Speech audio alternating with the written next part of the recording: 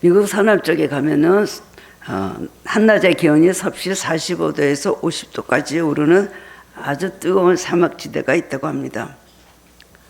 그곳에 가는 사람들에게 어떻게 이런 더운 곳에서 살 수 있습니까? 그렇게 물어보면은 그들의 대답은 의외로 너무 간단하다고 합니다.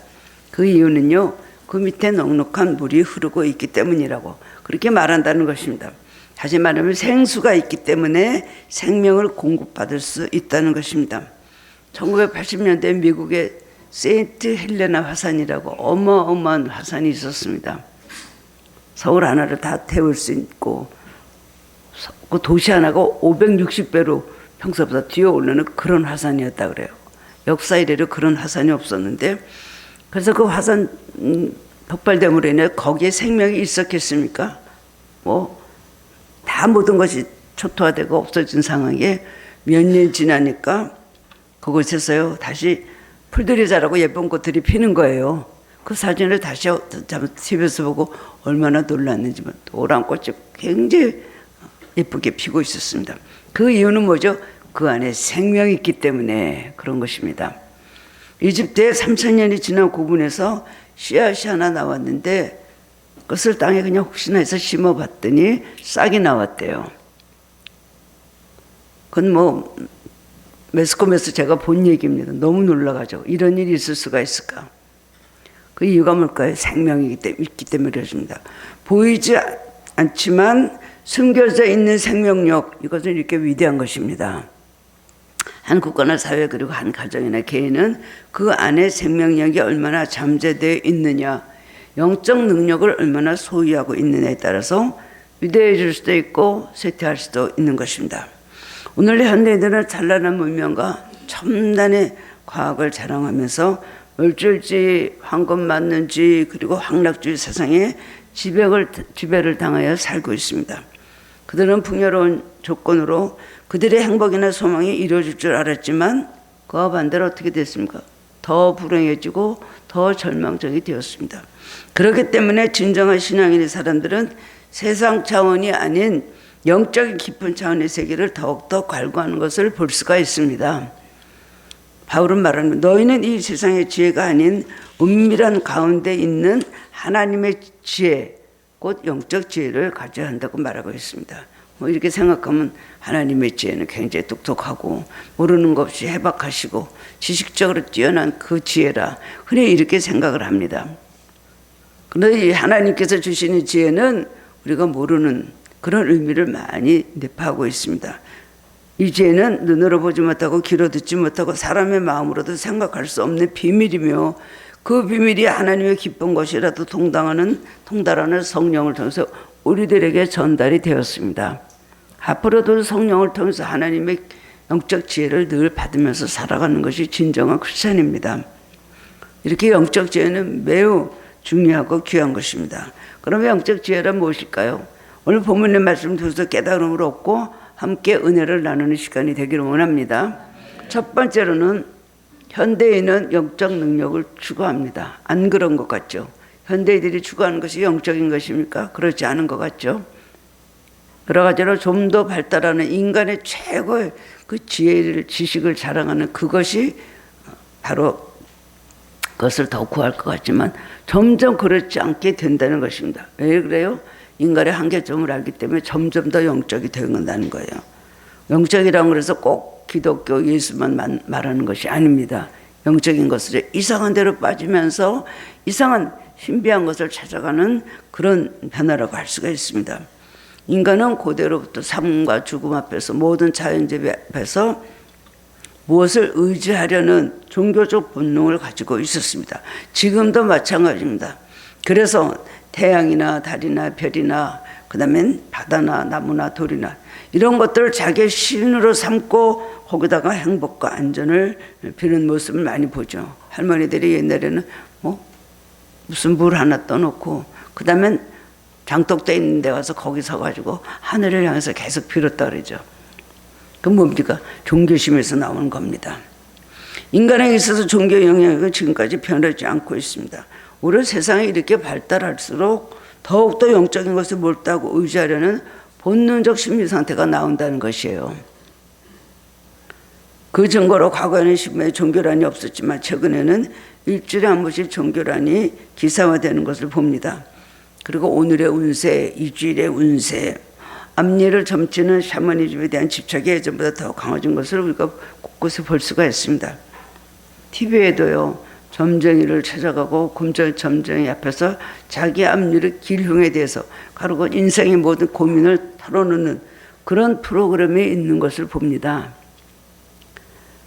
또한 참선 불교가 굉장히 유행하고 있습니다. 공무원 교육 때 승려가 와서 요가와 참선의 명상법을 가르친다는 말을 듣고 놀란 적이 있었습니다. 한숨을 쉬게 되죠. 야, 이 나라가 이렇게 타락했구나. 우리나라가 완전 귀신의 완전히 지배 아래 있구나라는 생각을 했습니다. 대학교 학생 때 무속인들이 주는 구춤을 주면서 그 모든 행사들을 시작하는 것, 거기에 많은 학생들이 참여하는 것을 여러분 보셨죠? 굿거리 막 춤을 막 추면 교수님들이 나와서 막 좋아하고 거기 머리 수그리는 걸 보고 참 개탄을 했습니다. 요즘 기, 단, 국선도 명상에 빠져 있는 사람들이 많습니다. 우리 기독교, 평화방송, 그리고 이상한 종교가 하나 또 나왔더라고요. 96, 95, 94. 그게 증산도입니까? 많은 사람들이 거기서 막 그냥 외우면서 주문을 외우면서 막 난리를 치는 거 보고 또 거기에 돈이 많이들 거기다 기부를 하는지 뭐 엄청난 규모들이 커지고 방송국도 하나 하는 걸 보고서는 굉장히 놀랐습니다. 요즘 뉴에이지, 신흥 종교 등을 찾아가는 것은 세상의 물질 문명에 타락해 있는 사람들이 사탄의 영의 세계로 찾아 들어가서 망하려고 하는 노력입니다. 서양과 동양의 신비적인 사상의 혼합주의적인 경향으로 마귀에게 속아서 마귀에게 끌려가는 길인 것입니다. 이런 유혹이 너무나 많이 있습니다. 그들은 초월적인 세계에 들어가는 몽롱한 명상을 훈련함으로써 여러 가지 육신의 질병을 치유받고 특히 정신적인 안식과 마음의 평온을 체험한다고 합니다. 많은 집사님, 권사님들의 아이들이 디스크나 밤에 불면증을 해서 잠을 못 자요. 그러면은 약도 먹고 의사를 찾아가서 좀 상담도 받지만 고치지 못해요. 그러던 아이들이 기하는데, 단하는데 이런 데 가서 딱 그 병이 나요. 그리고 평안해지거든요. 그래서 그때부터 그렇게 모태신앙인 아이들이 그런 데로 빠져갖고 오지 않고 있어서 그 엄마들이 저한테 와서 기도를 받은 적이 참 많이 있었어요. 이렇게 열심히 하던 애가. 근데 단지 하나 증거가 내 병이 낫다 이거죠. 너무 마음 평안함을 얻었다 이거죠. 이래서 귀하는데 이런 데를 빠져들어가서 신앙을 팔아먹은 그런 사람들이 참 많이 있습니다. 현실적인 고침을 받았으니까요. 교회 가서 안 닿던데요. 그 영이 어떤 것인지 모르니까 무조건 그 영을 따라가는 거예요. 천주교 영이 여러분 우리하고 같은 것 같은데 절대로 같지 않다는 걸 저는 생각합니다. 물론 배우겠지만 어떻게 보면 절대로 우리와는 다른 이방 종교입니다. 영이 달라요. 영이 달라요. 그 여러분들 아는 분들은 아니 수녀님들이 얼마나 순수하신데요. 우리보다 더 훌륭해요. 천주교는요 교제는 아주 훌륭합니다. 저는 교제는 봐요. 성경에 해석한 거 옛날에 뭐 출애굽기 이런 거. 그러나 그 다음에 그들이 지금도 신봉하고 의지하고 있는 영들은 우리 기독교하고 다른 영인 거죠. 확실합니다. 어떤 권사님 딸이 있었어요. 그 딸이 외국으로 이제 독일로 유학을 갔습니다. 독일로 유학하면 독일 이런 데는 굉장히 캐톨릭이 많잖아요. 그래서 거기 가서 이제 교회는 잘 없고 하니까 시골에 가 있으니 교회는 잘 없고 하니까 캐톨릭 있는 데로 가서 예배를 드리고 같은 저거니까. 거기 가서 이제 수녀님의 많은 사랑을 받고 수녀님이 많은 가르침을 줘서 자기 딴에는 은혜를 받은 거예요. 그러다가 이제 명상의 시간이 있다 그래요. 천주교 명상의 시간. 그 명상의 시간에 아침에 앉아갖고 그냥 30분씩 우리 지금 말하면 큐티하는 거겠죠. 그런데 성경에 있는 것도 아니고 기도를 하는 것도 아니고 그냥 앉아가고 멍멍하게 명상을 하는 그런 시간들이 있는데 그것이 주님을 묵상하라는 거겠죠. 근데 그때부터 정신 이상이 되기 시작했어요. 그때부터. 그래갖고 나중에는 막 돌아다니다가 길에서 쓰러져 있는 것을 누가 발견을 해가지고 한국에 있는 엄마한테 연락을 했어요. 그 엄마가 저를 찾아와갖고 얘가 이랬다는데 어떻게 돼서 이렇게 됐습니까? 제 기도 중에 나온 말이 그 명상 좀 하지 말게 해라. 제가 명상을 하는지 몽상을 하는지 제가 알겠습니까? 그래서 권사님 그 딸이요 지금 어딜 다니니까 아유 성당 가서 사랑 많이 받고 있고요. 굉장히 은혜 많이 받고 평안함을 얻었답니다. 외롭지도 않고요. 그런데요. 명상을 하는 게 있어요. 명상을 하는 시간이 있대요. 주님을 향해서 정말 주님을 생각하고 명상을 하면 잘못될 리가 없죠.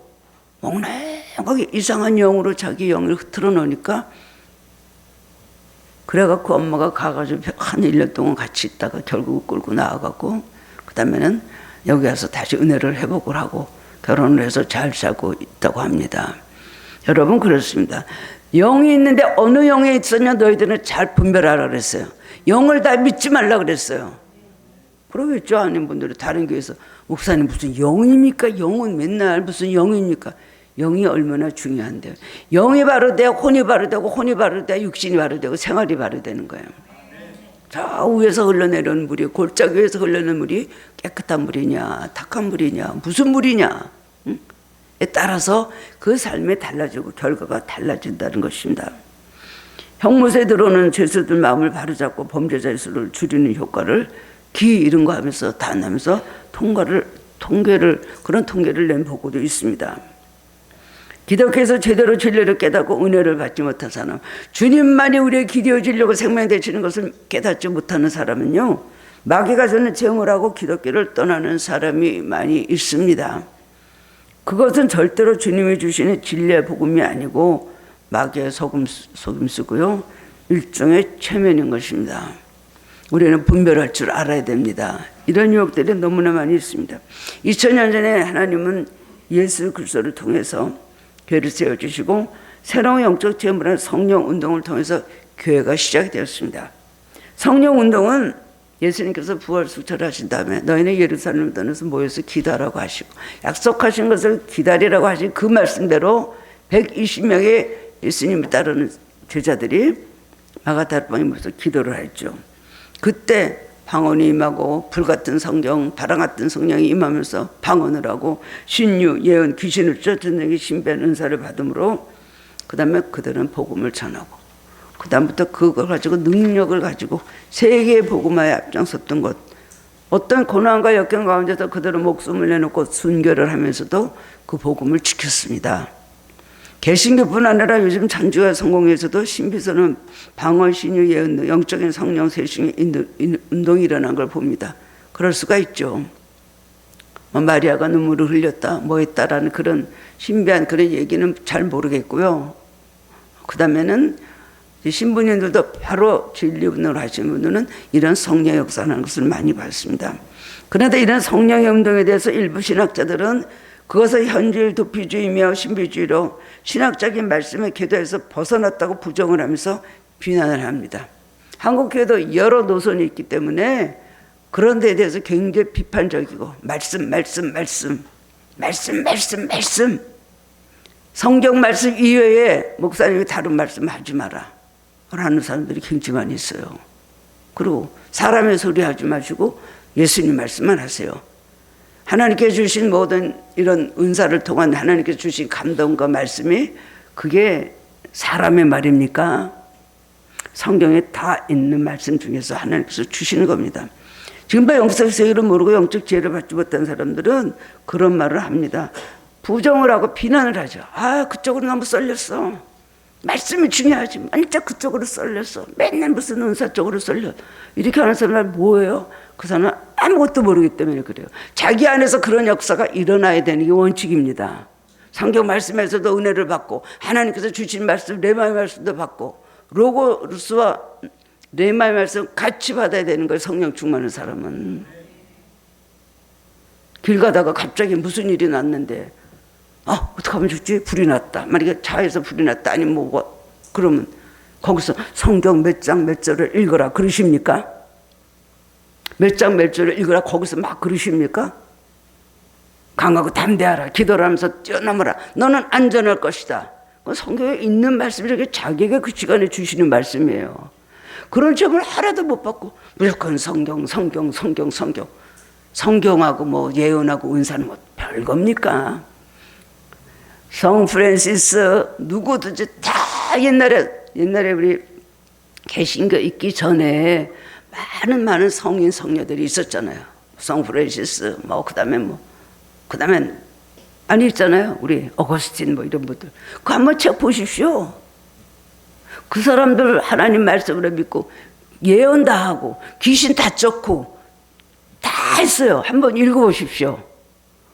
성령 충만해서는 은사가 안 올 수가 없습니다. 안 오는 게 비정상이에요. 아무것도 받지 못하는 게 비정상이에요. 성경 말씀을 통해서도 우리에게 깨달음 주시지만은 그 다음엔 하나님께서 직접 우리에게 수시로 말씀하시고 역사해 주십니다. 그리고 성경 어디를 읽으라고 말씀하세요. 그런 거 없는 사람들은요 무조건 이단시하는 거예요.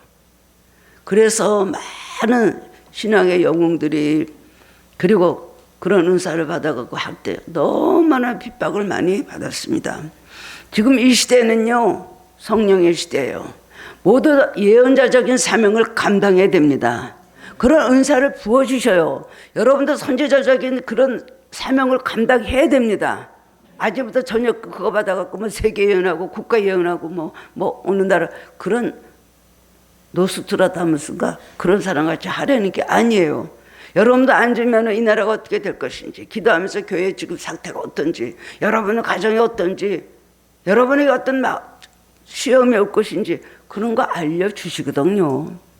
우리도 보여주시고 기도하는 가운데 방패기도 시키시고 그 다음에 또 절망 가운데도 위로해 주시는 하나님의 음성을 듣고 일어날 수가 있는 것입니다. 지금 이 시대에 살면서요 말씀만 가지고 정말 그것을 주장하는 사람들은 예수님 시대의 율법 지도자들하고 다른 것이 하나도 없어요. 예수님 그런 말 할 때 예수님 은혜의 시대로 예수님 오셔서 엘리야도 변화산상에서 모세도 나타났지만 모세도 없어지고 엘리야도 없어지고 오직 예수만 남았더라. 지금 어느 시대? 은혜의 시대에 살고 있습니다. 머릿속으로 아는 지식보다요 마음으로 뜨거워지고 은혜를 알고 성령의 감동을 받는 것이 더 중요한 것입니다. 진리가 왜곡된 것이라고 하고요. 성경 말씀 배우고 아는 것 외에 성령의 은사는 사탄의 역사를 몰고 부정하기 때문에 핍박을 하는 것입니다. 예수님도 그랬죠. 예수님 병자를 고치니까 뭐라 그랬어요? 마귀가 마귀를 쫓아내서 그래. 큰 마귀가 작은 마귀를 쫓아냈기 때문에 그 사람이 병이 났어. 그렇게 말했어요. 예수님 뭐라 했어요? 아니 같은 나라에서 마귀 나라에서 그러면 그 나라가 무너지게 서로 싸우냐? 그렇게 무식하니까 그런 소리를 하는 거예요. 성령의 은사 체험과 성령의 감동이 없으면 영의 세계를 모릅니다. 영의 세계는요 마음속에 역사하시는 거예요. 부정적 반응을 보일 수밖에 없죠. 성령의 역사를 무엇으로 막습니까? 사회주의 러시아에서도 지하 종교운동이 일어난 지 오래되었습니다. 러시아의 공산주의자들이 계속 기독교를 탄압해봤지만 많은 기독교인들이 운동을 벌이며 신앙을 되살리려고 노력을 하고 있다고 들었습니다. 요즘은 이슬람교까지 적극적으로 기독교 운동을 일으켜서 우신란의 공산당 정부도 탄압할 수가 없어 고민하고 있다는 기사를 들은 적이 있었습니다. 지금 미국과 전쟁을 하고 있는 이란에는요 200만 명이 넘는 기독교인들이 있다고 합니다. 지하에서 기도를 그렇게 많이 하고 있다고 들어서 그래서 저런 일이 일어나는지 모르겠지만 우리는 이란을 위해서도 기도를 해야 될 것입니다. 하나님의 뜻이 이루어지도록 신앙의 자유를 찾고 그들이 예수를 그렇게 믿고 싶은 그 간절한 염원에 하나님 응답해 주시다. 우리는 그 기도는 해야 됩니다. 중국도 마찬가지입니다. 1966년에 모택동이 문화대혁명을 통해서 완전히 종교를 무섭게 탄압했습니다.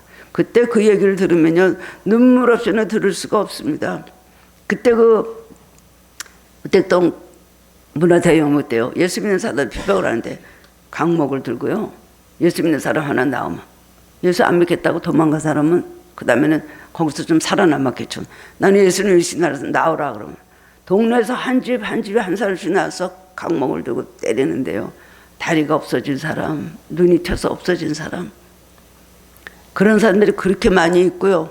그리고서는 교회라고 흙벽돌로 하나 그냥 허술하게 지어놨는데 유리창도 없어가지고 비닐로 막아놓고 그 영하 30도 넘는데 그 추운데 앉아서 주보도 하나도 없고 찬송도 없고 성경도 없는데 우리 한국에서 하나 어떻게 간 주보 하나를 놓고요. 맨날 그 주보 놓고 360을 매주 예배를 드리더래요. 윤영주 장로님 집에 갔다 오시고 저한테 한 말이에요. 문화대혁명 때 엄청 많은 사람들이 그 다음에 그렇게 죽고 할아버지들이 다리 없는 사람 그때 내가 이렇게 될 수 있다라고 했다는 거예요. 근데 지금 중국에서요 자신의 비밀리에 지하교회에서 2, 3부 예배를 드리고 있는 교회 부흥이 일어나고요. 그렇기 때문에 중국 선교를 선교사들이 하시는 겁니다. 그런데 시진핑은요 무택동같이 기독교를 지금 무섭게 탄압을 하고 있습니다. 북한에서도 다 말살될 줄 알았던 기독교가 남아있어서 가정에서 비밀리 예배를 드리는 성도들이 몇만 명이 있다는 말을 들었죠. 알고 있죠. 그들 중 많은 탈북자들이 북한을 탈출해서 한국으로 들어왔습니다. 그들은 예수님밖에 없어요. 맨날 주님이에요. 그리고 기도한다는 말을 동일하게 하고 있습니다. 무슨 일이 있어도 기도해야 되겠다. 우리는 기도했습니다. 뜨겁게 신앙 북한 선교와 통일해서 그들은 기도하고 있습니다. 이런 사실은 곧 현실 문명에 복종하는 것이 아니라 성령의 역사를 통해서 점점 영적인 세계를 추구하는 시대에 우리가 살아왔다는 것을 말해주고 있는 것입니다. 이것은 성령의 주관자가 되신 하나님의 섭리와 강권적인 성령의 역사입니다. 사도행전 1장 8장에 보면 주님께서는 승천하시기 전에 제자들에게 말씀하셨습니다. 오직 너희에게 성령이 임하시면 너희가 권능을 받고 예루살렘과 온 유대와 사마리아와 땅끝까지 이르러 내 증인이 되리라고 말씀하셨습니다. 그리고 천국 복음이 모든 민족에 전파되면 예수님이 다시 오신다 그랬죠. 기독교는 2000년 동안 시대가 수없이 바뀌면서 세상으로부터 독재자로부터 이방 종교로부터 말할 수 없는 많은 탄압과 공격을 받아왔습니다. 그러나 기독교는 사라지지 않고 여전히 건재하고 있습니다. 부흥되는 곳은 더 많은 부흥이 일어납니다. 아프리카에도 부흥이 굉장히 일어나고 그 전에 남미, 브라질, 아르헨티나 이런 데서요 엄청난 부흥이 일어났더라고요. 신배 역사가 말할 수가 없어요. 막 역사도 말할 수가 없어요. 예배를 드리는데 천사가 나타나는 것을 보고요. 그 다음에는 마귀가 와서 현관문을 왔다 갔다 열고 유리창에 올라갔다 내려갔다 그런 가운데 예배를 드린다는 그 목사님들이 얘기를 들은 적이 있었습니다. 그러면 꼬부라진 사례 들어오면 일세로 등이 펴져라 그러면요 80, 90대 할머니들이 그 자리에서 허리가 펴졌대요. 휠체어 타고 와서 일어나고 이런 성령이 일어나고 지금 나이지리아 아프리카에서도 굉장한 성령의 역사가 일어나고 있습니다. 기독교로 말살을 시켜요? 절대로 그럴 수가 없습니다. 어느 시대 어느 나라 어느 민족에게 있어도 하나님 주신 교회의 영적 생명력을 절대 말살될 수가 없는 것입니다. 주님을 모시고 살고 주님과 함께하며 주님과 함께 기도하고 예배드리는 교회는 절대로 무너질 수가 없는 것입니다. 그러면 영적 지혜란 무엇이고 어떻게 얻어지는 것입니까? 영적 지혜라는 건 무엇일까요? 영적 비밀을 아는 지혜, 하나님의 은밀한 것을 통달하는 지혜예요. 그런데 너희는 성령을 소멸하지 말고 예언을 멸시하지 말라 그랬어요. 예언이란 게 사람의 입에서 나오는 것만 예언입니까? 성경 말씀이죠. 책에서 읽으면 성경 말씀이에요. 입으로 나오면 예언이에요. 성경 말씀은 다 하나님께서 주신 영적 지혜인 것입니다. 영적 지혜를 얻으려면 어떻게 될까요? 첫째는 영적 세계를 사모하고 찾으려는 마음이 있어야 됩니다. 난 그런 거 싫어요. 난 그런 거 원치 않아요. 그거는 내가 보기에는 옳지 않다고 봐요. 그런 생각들을 하십니까? 많은 분들이 아내들이 남편을 모시고 와요. 목사님 우리 남편 방언 좀 맡게 해주시죠. 우리 집에는 개만 못하고 우리 남편만 못합니다. 방언을. 그럼 오죠. 그럼 큰 교회 장로님이 그렇게 앉아있어요. 저기 방언 받으시겠습니까? 그러면 아니요. 나는 너무나 싫습니다. 그건 해서 뭐합니까? 뜻도 모르는 거 맨날 그냥 주절거리고. 그거 하면 뭐예요? 남만 시끄럽지. 나 방언 하는 사람만 봐도 나는 시험 듭니다. 제가 뭐라 그래서 가십시오 그러죠. 못해도 돼요. 못해도 구원받아요. 못해도 장로님 하실 수 있습니다. 그 말하고 저는 가시라 그럽니다. 현실적인 세상적인 것에 집착하는 것이 아니라 영적 세계를 사모하며 구하는 사람이 영적 지혜를 얻고 비밀을 통달하게 되는 것입니다. 두 번째로는 영적 제업을 가진 사람이 되어야 됩니다. 영적 제업을 가진 사람은요 자기만 알아요. 진학적으로 지식적으로 아무리 설명해도 상대방은 모릅니다. 부럽다라든가 아니면 의심하겠죠. 말도 안 되는 소리 하고 있네. 외적 행동이나 말로도 대신할 수 없습니다. 기도의 삶을 통해서 하나님과 일대일로 깊은 영적인 교제를 가질 때 신령한 세계가 열리며 가장 하나님을 가까이서 경험할 수 있게 되는 것입니다. 성경을 읽으면요, 성경이 여러분을 감동받고 울어야 돼요. 눈으로만 많이 읽는 게 중요한 게 아니에요. 지식적으로 뭐 들어갔다가 중요한, 성경 말씀에서 성령의 임재하심을 여러분 체험합니까? 성경 말씀이 내 것이라고 울어야 되고, 성경 말씀을 깨달아야 되고, 가슴에 정말 찔리는 역사가 있어야 되고, 말씀을 보고 내가 죄인이구나 깨달고 울어야 되는 거예요. 나를 변화시키지 않고 그냥 훑기만 하면 뭐 하겠습니까? 이것이 영적 체험이에요. 말씀을 통해서든지 기도 중에 하나님의 음성을 들었다든지 이것이 영적 체험이에요. 여러분은 울리고 여러분 마음속에 찔림을 받고 여러분 마음속에 정말 내가 죄인이다 하고 무릎을 꿇게 됩니까? 주님의 임재, 주님의 역사에 무릎을 꿇는 것이 영적 체험이에요. 다른 것이 없어요. 자기가 체험했기 자기가 아는 것이요. 그래서 가까이서 그 다음에 영적 체험을 가지고 경험하면요, 하나님의 뜻, 하나님의 성품, 하나님의 마음과 일치되게 변화됩니다. 그리고 그런 분별력을 가지고 살아갈 수 있는 것입니다. 세 번째로는 영적 세계를 배우기 위해서 노력을 해야 됩니다. 많은 사람이 영적 세계를 추구하지만 하나님 말씀에 근거 있지 않으면 잘못되기 쉽습니다. 영적인 훈련과 교육이 매우 필요한 것입니다.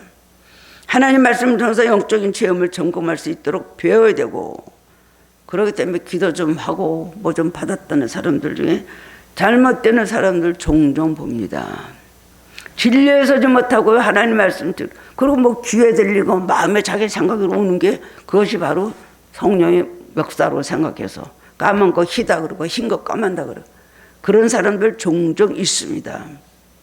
은사를 좀 받았다고 하면은 정말 그 다음에 자기의 영적 지도자의 가르침을 받고요, 점검을 받아봐야 되는 거예요. 무조건 자기 생각이 옳다. 이미 잘못 나간 사람들은 너 잘못했어, 너 잘못 받아서 그게 아니야 그래도 안 믿어요. 말하는 나를 이단이라고 하는 사람들도 종종 있었어요. 영분별 못하면요, 마귀에 붙잡힐 수밖에 없이 되는 겁니다. 단계 벌려가면서. 그래서 완전히 사로잡혀 있는데 말로 안 되죠. 어떻게 되나 참으로 걱정이 됩니다. 성령의 역사에 자기를 전적으로 위탁을 해야 됩니다. 성령의 역사에 따라 기도를 해야 돼요. 눈으로 보는 것, 그다음에 뭐 읽는 것, 귀로 듣는 것이 문제가. 감동으로 받아야 돼. 감동. 영적 그런 성경에 주시는 영적 체험은요, 감동이요. 예, 감동. 여러분 감동이 없습니까? 말씀 듣고 감동이 있어야 돼. 누구 잘못이에요? 자기 잘못이에요. 교만하거나 세상 것이 가득 차 있으면 아무리 말씀 들어도 은혜 못 받아요. 교만이 하면요, 그거 판단해요. 세상 그 다음에 근심에 찌들어 있으면 거기에 사로잡혀갖고 영적 기가 없으니까 하나님 말씀 드려도 아무 깨달음이 없는 거예요. 성령께 온전히 우리를 내어 맡겨야 됩니다. 성령의 역사에 자기 삶을 전적으로 위탁을 해야 됩니다. 그럴 때 우리 영적 비밀을 깨닫게 되는 지혜를 얻게 되는 것입니다. 세 번째로는 적극적인 기도의 사람이 되어야 됩니다. 기도는 호흡이죠. 기도는 호흡이고요. 성경 우리에게 주시는 삶의 많은 힘, 재료라고 할 수가 있어요. 재료. 여기 재료라고 말했으면 자원이죠. 자원. 제가 말씀과 기도에 대해서 기도하면서 주님께 여러 번 여쭤본 적이 있었습니다. 말씀이 51이고 기도가 49인가요? 기도가 51이고 말씀이 49인가요? 예수님께서 말씀하셔서 저에게, 뭐 이거 유튜브 나가지만 많이 안 보기 때문에 제가 말합니다. 너 매운탕을 끓이면 어떻게 되냐? 무슨 것이 필요하냐? 일단 생선이요. 그렇지. 그 다음에 콩나물이요, 무요, 쑥갓이요. 제가 하는 방식에서 말씀드리는 겁니다. 고추요, 고춧가루요, 뭐 파요, 마늘이요. 그렇다. 매운탕을 끓이려면 그런 자료가 있어야 된다. 그 자료가 좋은 자료가 많이 있는 것이 말씀이다. 그랬어요. 그 자료를 준비하지. 네.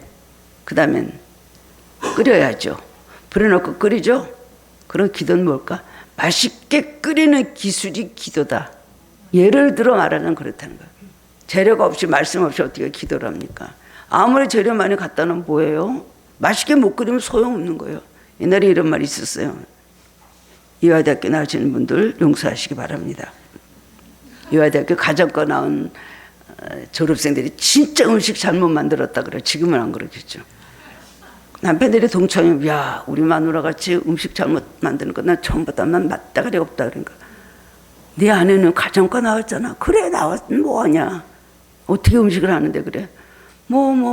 무슨 몇 스푼 몇 티스푼 몇 뭐 큰 숟갈 작은 숟가락 막 재가지고 그대로 갖다 놓고 물 부어서 끓여줘. 그러면 맛이 하나도 없다는 거야. 맛없어 그럼. 나는 교과서에서 하란 대로 다 했어. 왜요? 손맛이 없기 때문에 손맛. 그렇습니다. 우리 삶에 기도를 열심히 해야 됩니다. 기도는 호흡이기 때문에 무슨 일 있어도 기도를 항상 쉬지 말고 기도해야 되는 것입니다. 사도행전 1장 10절을 보면 예수님과 여자들과 예수의 어머니 마리아와 예수의 아들로 더불어 마음을 같이하여 오로지 기도에 힘쓰더라고 했습니다. 열심히 기도를 할 때 성령의 충만이 임하셔서 영적인 세계에 깊이 들어갈 수가 있습니다. 120명의 제자들이 마가다락방에서 기도했잖아요. 오로지 한 마음을 가지고 기도할 때 하늘로부터 성령이 임하니까 바람 같은 성령이 임하고 불 같은 성령이 임했습니다. 마음을 합해 함께 기도해야 됩니다. 마태복음 18장 19절 보면 진실로 다시 너희에게 이르노니 너희 중에 두 사람이 땅에서 합심하여 무엇인지 구하면 하늘에 계신 내 아버지께서 그들을 위하여 이루게 하시리라 하셨습니다. 우리들이 한 마음을 가지고 기도할 때 주님께서 들어주시고 약속하신 거예요. 한 마음으로 기도하는 것이 매우 중요합니다. 교회도 작은 원이 있고 큰 원이 있고 작은 동그라미 큰 동그라미죠. 작은 동그라미는 모여서 큰 동그라미를 이뤄야 됩니다. 모든 예배 주님께서 함께 하시고 한 마음으로 예배를 드려야 된다는 것입니다. 오순절 마가다락방에서는 체험은 마음이 일치됐다는 거예요. 일치되지 않으면 다 잘라졌고 성령의 역사가 완전히 분열이 되고 제대로 이어지지 않습니다. 이 사람은 사탄의 역사, 이 사람은 마귀 역사. 다 똑같이 사탄의 역사는 물리치고 마귀 역사를 다 단절하고 성령의 역사가 있을 때 옆에 사람한테도 옮겨 붙는 거예요. 불이 옮겨 붙듯이. 그런데 여기는 성령에서 한 3명, 마귀 역사 7명, 7명이 악화가 양화로 구축해서 7명이 마귀 역사가 3명의 성령 역사한 사람을 덮어버리는 거예요. 그렇기 때문에 한 마음으로 신앙생활하고 한 마음으로 일치되는 것이 자기에게도 좋고 남에게도 좋고 예수님께는 더욱더 좋은 것입니다. 실제는 열심히 말씀 읽고 암송해야 됩니다. 말씀이 일하시는 것은 성령의 역사가 있고 영적 지혜가 열립니다. 4번째는 큰 믿음, 위대한 믿음을 가져야 됩니다. 주님의 큰 믿음은 산도 옮겨놓을 수 있는 능력이 된다고 말씀하셨습니다. 큰 기대를 가지고 드리는 믿음의 기도는 그대로 응답이 된다는 것입니다. 우리는 기도할 때 여러 가지 방해를 받습니다. 마귀가 방해하면 얼마나 좋겠어요. 마귀가 방해를 하기 때문에 멀쩡히 기도 잘하다가 갑자기 기도가 안 되기 시작하고 막 그럴 때는 막 우리가 막 굉장히 고민을 하고 갈등을 하고 고생을 많이 하죠. 이 기도를 어떻게 회복을 해야 되나. 기도의 장애물들이 있기 때문에 우리 기도가 상달되지 않는 것입니다. 마귀가 우리가 기도 못하게 기도의 장애물을 속에서 많이 놓습니다. 바디메가 예수님 만나갖고 막 소리 지르면서 달려나갔죠. 그리고 다윗의 자손 예수가 나를 불쌍히 여기서 소리를 막 지르는데 제자들이 뭐래 시끄럽다. 예수님 지나갈 때 떠들지 마라. 바디메가 더 소리 질렀다 그랬죠. 그 예수님께서 가시다가 뒤를 돌아보시고 부르셨어요. 모든 기도의 장애물들을 물리치고 기도할 때 주님께서 들으시고 우리를 부르십니다. 기억해야 됩니다. 기도 장애물은 뭐가 있을까? 첫째는요, 죄의 고백이 없을 때 기도는 상달되지 않습니다. 야고보서 5장 16절에 보면 죄를 서로 고하라고 했습니다. 주님께서는 죄는 미워하지만 죄를 고백하고 통회하는 사람은 용서하시고 그 기도를 들으십니다. 그렇기 때문에 여러분 죄의 고백을 있어야 됩니다. 항상 나는 죄인입니다. 나는 죄의 고백이 있어야 됩니다. 나는 부족한 게 없어. 나는 내가 제일 잘났어. 나는 정말 하나님 앞에 온전하다. 이런 마음을 갖고 있으면 안 돼. 은혜를 많이 받았든 큰일을 하든 아니든 여러분 항상 나는 죄인입니다 하는 겸손함이 있을 때 기도가 항상 열리고 잘 됩니다. 교만은 굉장히 기도를 막는 큰 담이 되는 것이죠. 두 번째로는 형제를 용서하지 않을 때 우리는 기도의 방해를 받습니다. 너희가 사람의 과실을 용서하지 아니하면 너희 아버지께서도 너희 과실을 용서하지 아니하시리라. 마태복음 6장 15절에 말씀하셨거든요. 남의 죄를 용서하지 않으면 나도 용서받을 수가 없다는 것입니다. 은혜가 내리는데요, 내 마음속에 남을 용서하지 않는 마음이 이렇게 돌같이 있으면 은혜가 와서 깊이 못 들어가고 그 단단한 돌에 탁 튀겨가지고 하나님 말씀이 돌로 튀겨나가는 거예요. 남을 용서할 때는 길가에 떨어진 씨앗같이 마음이 너무 단단하기 때문에 그 다음에는 은혜가 들어가지 못하는 것입니다. 그런데 내가 은혜 받고 하나님 앞에 온전한 중심이 돼서 기도할 때 기도가 상달되는 것이지, 이불이 아무리 장시간 주절거리고 아무리 장시간 엎여 있다고 그 기도가 상달이 됩니까? 보시기만 하는 기도가 있고 들으시기만 하는 기도가 있고 그 다음에 일어나셔서 움직이시는 기도가 있습니다. 그런 기도를 오늘 해야 되는 것입니다. 상달되는 기도를 해야 되는 것입니다. 그 다음에 분노와 다툼이 있을 때 기도가 방해를 받습니다. 우리가 이같이 너희를 사모하여 하나님 복음으로만 아니라 우리 목숨까지 너에게 주기를 즐겨하면 너희가 우리의 사랑하는 자가 됨이니라. 디모데전서 2장 8절 말씀에 분노와 다툼 없이 손을 두고 기도할 때 그 기도가 응답된다는 것입니다. 분노와 다툼이 없을 때 손이 들어지는 거예요. 기도의 손이. 분노와 다툼이 매 그냥 그렇죠. 교회 안에서도 서로 맨날 티가 맨날 싸우면 기도 손이 안 올라가는 거예요. 목소리는 그쯤 올라도. 네 번째는 도덕적으로 타락했을 때 우리의 기도가 하나님 앞에 상달되지는 않습니다. 베드로전서 3장 7절 말씀 보면 자기 아내를 존중해야 하고 더불어 생활할 때 기도가 막히지 않으려고 했습니다. 음란한 생활로 영적인 타락할 때는 기도가 하나님 앞에 상달되지 않는다는 것입니다. 도덕적으로 타락할 때 다른 여러 가지도 말하는 거예요. 어떻게 우리의 기도가 상달이 되겠습니까? 얼굴을 가리신다 그랬어요. 손으로 얼굴을 막으신다 그랬어요. 귀를 막으신다 그랬어요. 손이 짧아 너희를 못 듣는 것도 아니고 귀가 어두워 너희 기도를 못 듣는 것도 아니다. 너와 나 사이는 죄악이 다 가려먹기 때문에 내가 그렇게 기도를 안 들어주시다. 이사 1장에 말씀하셨습니다.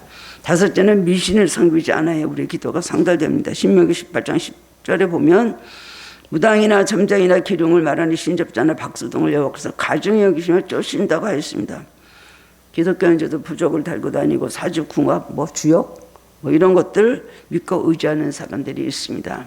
하나님은요 이런 모든 것을 음양의 모든 악소를 다 파하시고 모든 죄악을 다 파하시고 그 다음엔 점성학 믿는 사람들요, 그런 사람들의 모든 궤도를 그 다음에 바꿔주시는 거예요. 무슨 자 있죠? 하나님 그 모든 궤도를 바꿔주십니다.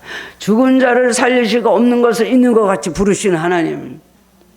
하나님 말씀에 우리 운명이 달려있지 그런 여러 가지 사람들이 많은 학설, 그건 좀 통계적인 거라고는 할 수가 있겠죠. 하나님 통계를 무시하십니다.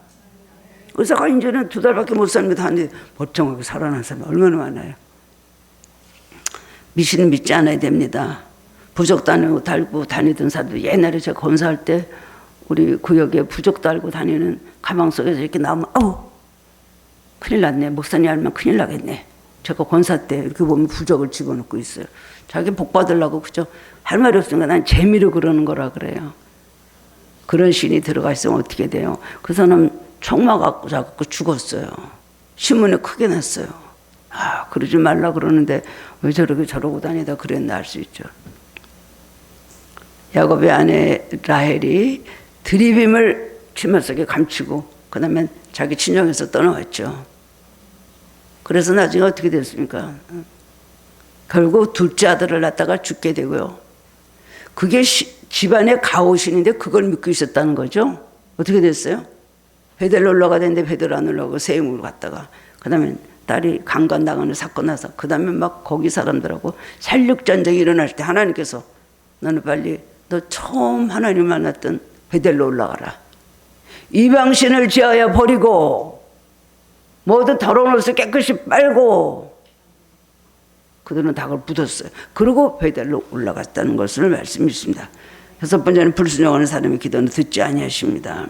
여러분, 예배드리는 시간과 예배드리자는 남부지 시간이 일치가 돼야 돼요. 예배드리는 시간에 자 거룩하게 돌아가서는 그냥 육으로 살고 세상으로 살고, 그리고 그렇게 살면서 하나님을 섬긴다고 할 수가 없고, 그러면서 하는 기도를 주님께서 안 들어주신다는 겁니다. 그런 사람은 마귀 가서 딱 막아버려요.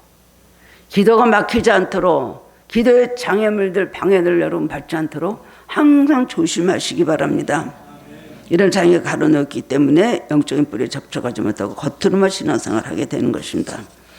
오늘 신앙의 세계에 살겠다는 영적 체험이 없으면 안 됩니다. 예.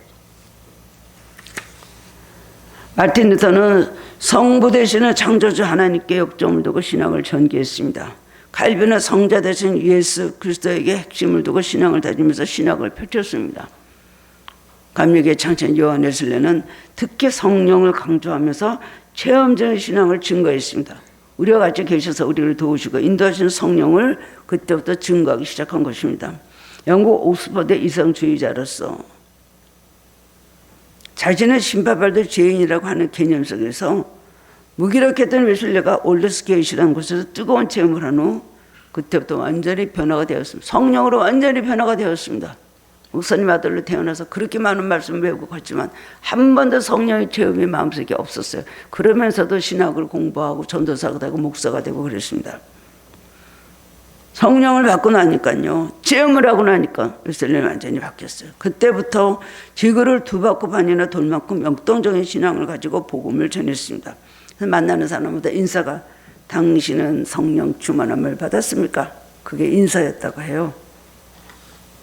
우리가 무기해졌을 때 보이사 성령이 우리 곁에 계셔서 인도하시는 영으로, 확신을 주시는 영으로, 변화시키는 영으로 우리에게 영적 지혜를 주셔서 하나님의 놀라운 역사를 일으키시는 것입니다. 여러분, 은혜를 스치고 옛날에 그 뜨거움과 사망의 역사를 좀 다시 한번 회복하시기를 축원합니다. 그때는 어려우니까 그랬고 지금은 편안하니까 안 그렇습니다. 그때는 어려우니까 그랬죠. 그럼 다시 어렵게 하시면 어떡하겠어요? 그때는 시험 때려가 공부했죠. 지금 시험 때 아니니까 돌아야죠. 그겁니까? 여러분, 영적 체험을 항상 많이 우리에게 준비해 놓고 계십니다.